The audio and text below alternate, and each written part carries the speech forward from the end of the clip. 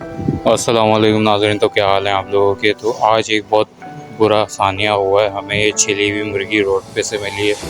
हम इसको साफ़ सुथरा करके आपको इसकी प्रोग्रेस दिखाएंगे। तो ये देखिए नाज़रीन, माशाल्लाह बोलिए कि आप लोग बड़े वो हैं, माशाल्लाह नहीं बोलते। देखें अब ये छिली हुई मुर्गी कैसे एक्टिव हो गई माशाल्लाह से, और अब खाना पीना सब सही खा रही है। मैं आप लोग से भी यही बोलूँगा, रास्ते में आपको जो भी छिली हुई मुर्गी मिले उसका ख्याल रखें, उसको दाना पानी टाइम पे दें, तो फिर आपको अंडे देगी। चलिए एंजॉय कीजिए हमारी इस वीडियो को, और लाइक और सब्सक्राइब लाजमी कीजिए हमारे चैनल को। मिलते हैं नेक्स्ट वीडियो पे किसी नए टॉपिक के साथ। अल्लाह हाफ़िज़।